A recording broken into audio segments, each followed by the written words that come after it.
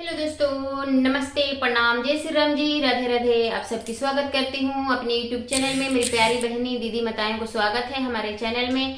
तो आज मैं बहुत ही प्यारे बेटा विवाह तिलक गीत लेकर आई हूँ, तो आप लोग सुनिएगा, कैसा लगेगा कमेंट बॉक्स में जरूर लिखिएगा। मेरी प्यारी बहनी दीदी माताएं से हाथ जोड़ करके रिक्वेस्ट है कि हमारे इस तिलक गीत को शुरू से लेकर अंत तक सुनिएगा, आधा अधूरा करके मत जाइएगा। अच्छा लगेगा तो लाइक कर दीजिएगा गीत को। चलिए मैं सुनाने जा रही हूँ, बने रहिएगा। अभी अभी बाबुल हमरो सरबिस से आयो जी, अभी अभी बाबुल हमरो सरबिस से आयो जी।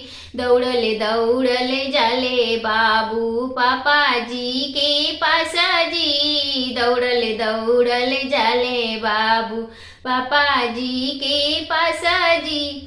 हम तो ही से पूछिला पापा एक बात जी, हम तो ही से पूछिला पापा एक बात जी।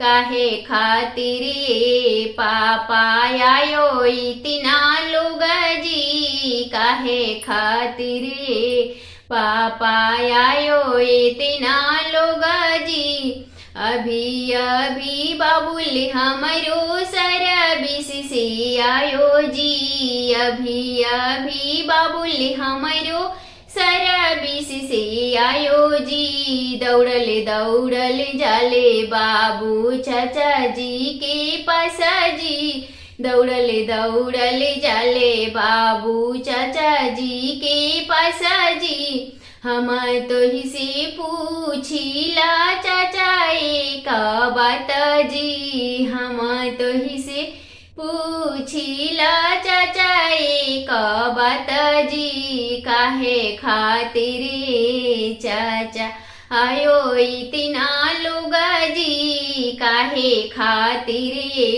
चाचा आयो इतना लोग जी। तोहरे खातिर बेटा आयो इतना लोग जी, तोहरे खातिर बेटा आयो इतना लोग जी। अभी अभी बाबुल हमरो सरबिस से आयो जी, अभी अभी बाबुल हमरो सरबिस से आयो जी।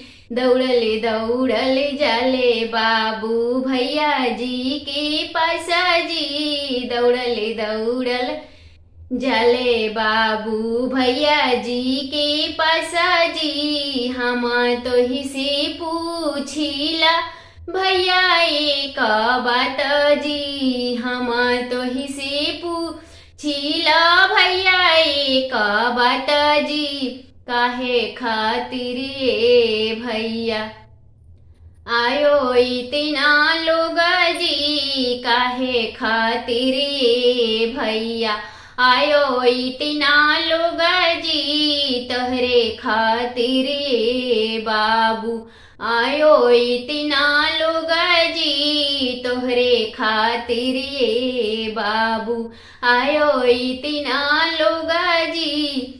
अभी अभी बाबुल हमरो सरबिस से आयो जी, अभी अभी बाबुल हमरो सरबिस से आयो जी। दौड़ले दौड़ले जाले बाबू पापा जी के पास जी। तो मेरी प्यारी बहनी दीदी बताएं ये गीत तिलक गीत कैसा लगा कमेंट बॉक्स में जरूर लिखिएगा। तब तक के लिए बाय बाय, नमस्ते, प्रणाम, जय श्री राम जी, राधे।